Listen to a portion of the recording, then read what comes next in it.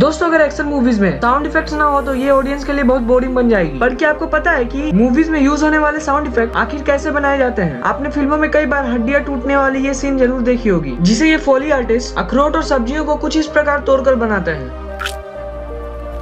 वैसे ही तलवारबाजी के ये साउंड इफेक्ट को कुछ इस तरह बनाया जाता है। और बता दें कि पंच की साउंड इफेक्ट बनाने के लिए ये फोली आर्टिस्ट मांस पर कुछ इस तरह मुक्के मारते हैं।